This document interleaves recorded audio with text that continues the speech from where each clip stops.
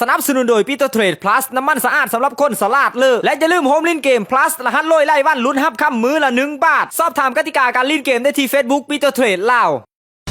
สบายดีพี่เพื่อนเสน็จว่าในการตัดไม้ทำลายป่าในปีมันผ่านมาประเทศลาวเท่านั้นถือคุกคามพื้นที่ป่าและไม้ลำคาในธรรมชาติบางชนิดเกิดสูญพันธุ์เส้นไม้ดูลายและไม้ขยุ่งเป็นต้นแต่ในขณะเดียวกันรัฐบาลได้กดสอบและได้จากการส่งออกไม้ในปีที่ผ่านมามีเพียง15-17 ล้านดอลลาร์ต่อปีเท่านั้นแต่ประเทศที่ซื้อไม้จากประเทศลาวไปแล้วแปรรูปส่งออกได้ประมาณ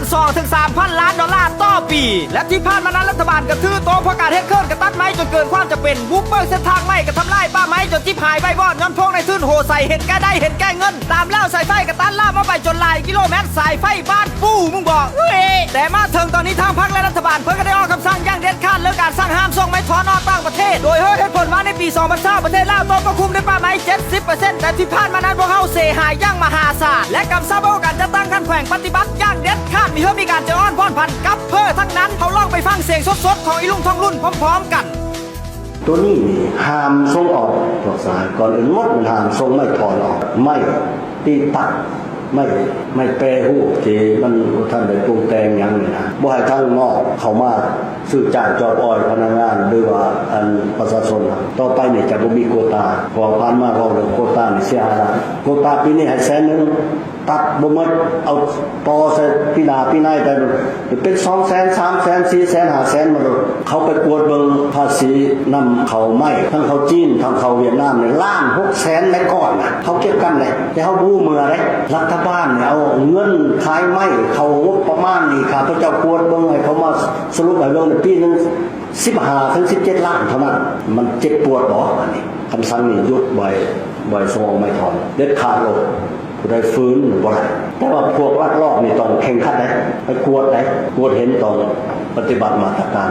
ผู้ใดเป็นยาบ่ให้มีเบื้องหน้าเบื้องหลังไม่อยู่สนาม1บ่ให้เคลื่อนออกมาสนาม2เด็ดขาดปั๊บไว้หั่นน่ะเขาว่ามันสิเน่ามันสิเปื่อยก็ยามันเป็นหยังถ้าว่าเอาจากสนาม1คนมาสนาม2ประชาชนไปตัดอีกเพราะว่าพวกพ่อค้านี่เขาไปจ้างประชาชนตัดจ้างก็คือขับจะว่าแล้วเอายาบ้ายาอีมาให้เขาอีกไหนเขาจ้างราคาถูกๆพวกสายเม็ดก้อนนึง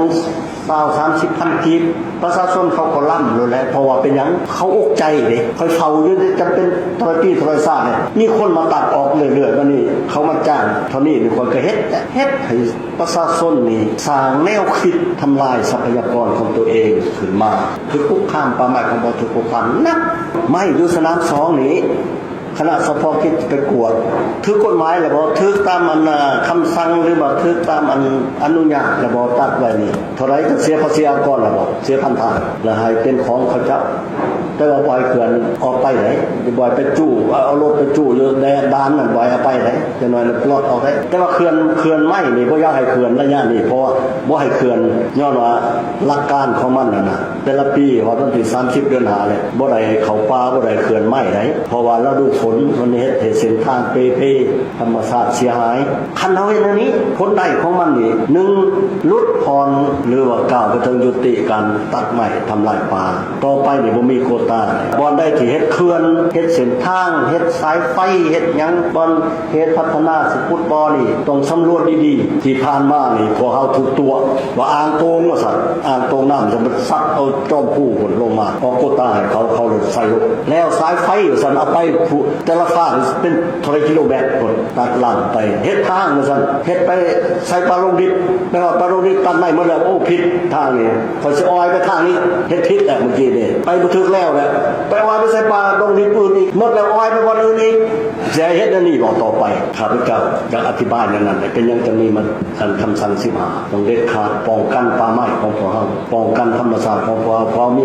นโยบายว่าปี2020จะให้ได้ 70% ของป่าไม้ควบคุมประเทศบ่ได้เรากันเฮ็ดแบบนี้แทนสิเสียยานเสียมา 70% เหมือนซ้ำยังแต่20นึงเฮาสิอยู่ได้ได้ข้าพเจ้าก็จะขอถามพวกสหายมันคำสั่ง15นี่ คำถามที่หนึ่งมันถูกบอกถูกกะลาเทศะเลยบอกหรือว่ามันผิดแต่ว่ามีคำถามตั้งขึ้นนี้ว่ามันเสียได้บอกคำสั่งอันนี้นี่บางคนก็ว่าบ่ได้จะน้อยเปลี่ยนใจแล้วนายกนี่รัฐบาลนี่คันเทิงนี่ข้าพเจ้าคิดว่าบ่ใจอ่อนอะไรคณะรัฐบาลก็เป็นเอกภาพกันสูงได้ต้องจัดการปฏิบัติเดี๋ยวนี้เริ่มปฏิบัติแล้วเพราะคำสั่งอันนี้ออกจากแนวทางนโยบายของพรรคออกจากมติ10บ่แม่นคำสั่งนายกผู้เดียวเป็นมติของกรมการต้องปฏิบัติแบบนี้ให้พวกซ้ายมั่นใจซะแต่ว่าท้องถิ่นต้องเป็นเจ้าการไหนคันท้องถิ่นบ่เป็นเจ้าเลย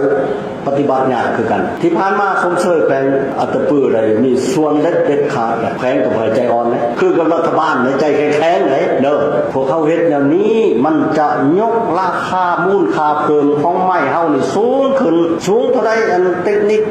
สีมือเขาสิมาลงทุนให้ห่วงกันลงทุนเขามีตลาดอยู่พุ่นพวกเฮาสิได้แต่10 ปลายล้านดอลลาร์ต่อปีเพราะพวกเอาไม้ไปปูแต่งได้เป็น 2-3,000 ล้านดอลลาร์ต่อปีปีละตื้อบ่แม่ปีตื้อ2ตื้ออันทรงไม่สำเร็จรูปออกนี่สีมือก็ได้ภาษีอากรก็ได้ป้าส้นก็มีเวียกเฮ็ดงานทำเฮาก็ได้ยกระดับขึ้นสิบ่ดีกว่าบ่พวกเฮาบ่สามารถถอยหลังได้บ่อนุญาตให้อ่อนแอได้